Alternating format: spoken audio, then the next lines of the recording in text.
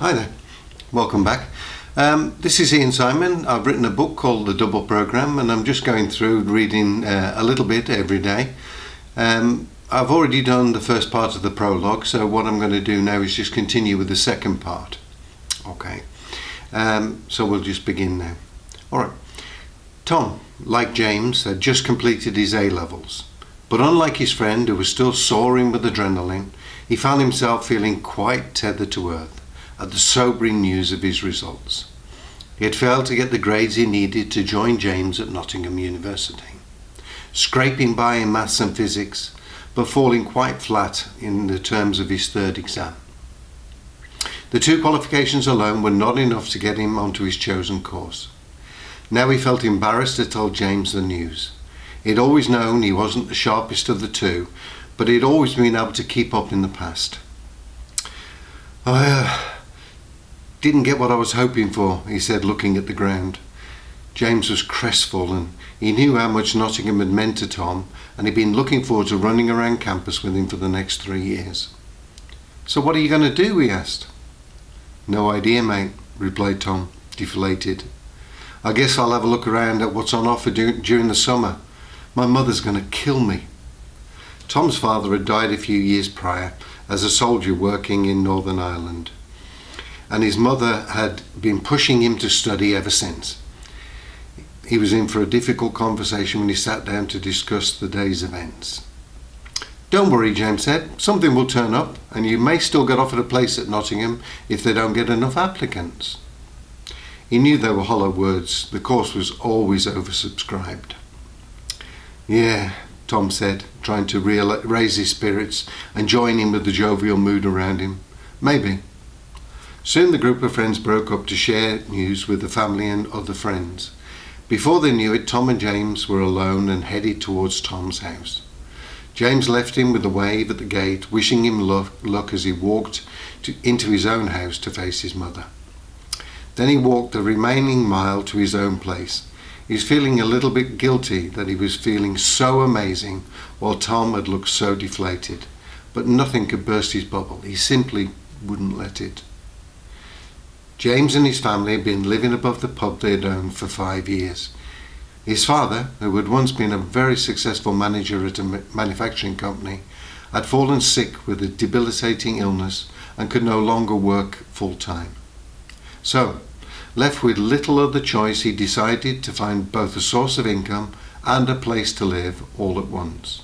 It had proved a good solution to a very difficult situation. Pub life was difficult though.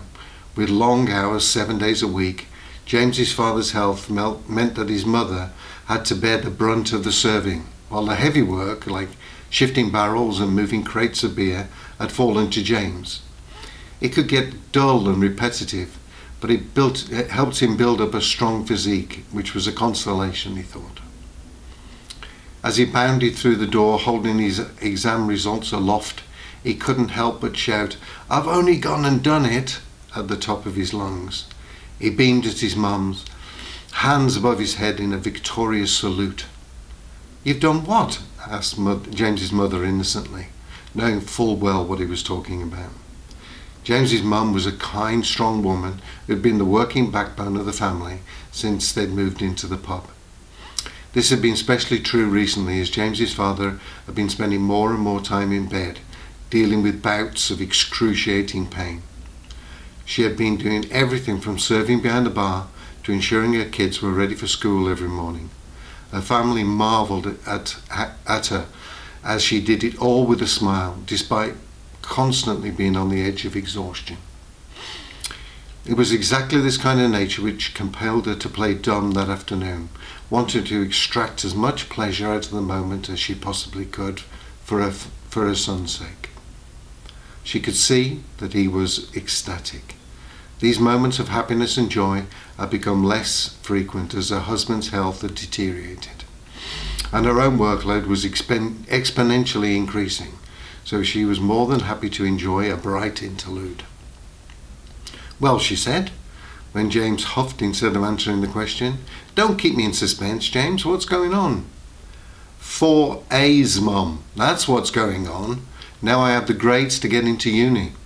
The two of them jumped up and down and celebrated together for a while, then went to see his dad. "I've done it, Dad," James said.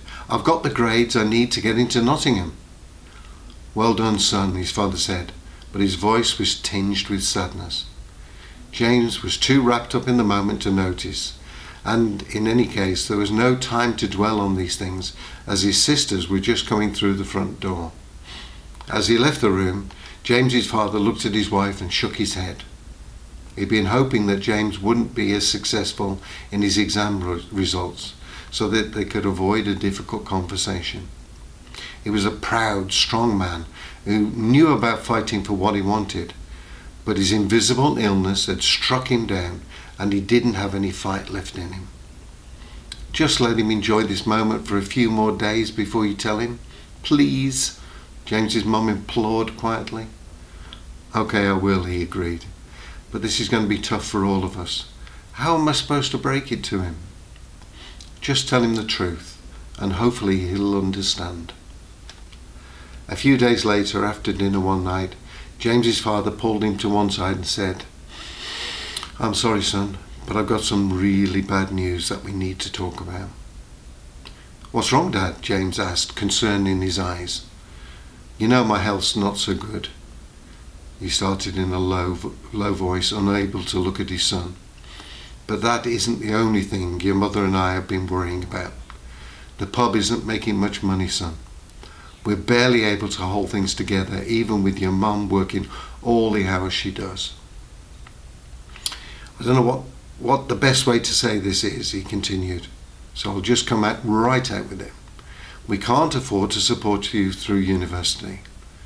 I really don't know how much longer we can even hold on to the pub, and we don't have a lot of spare money saved." James was devastated, but despite his vision of the world's dreams being drained away like the grains of sand in an hourglass, he knew he had to remain calm in front of his father. He understood. He nodded. In truth, he didn't understand, but his world had just fallen out from under his feet and he needed time to process. Long ago he'd learnt the hard way. There was no point arguing with his father. He was intractable. Once spoken, his words became inflexible fact. In any case, what could he say?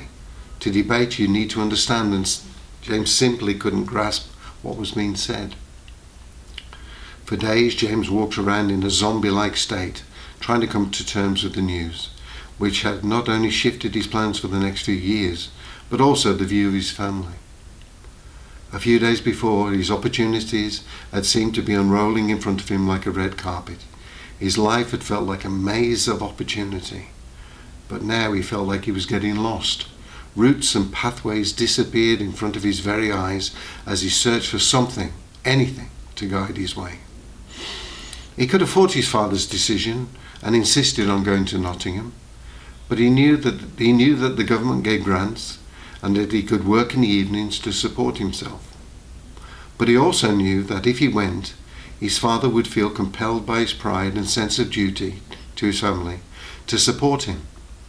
He could see his parents scrimping and saving to send him money for dinner and textbooks.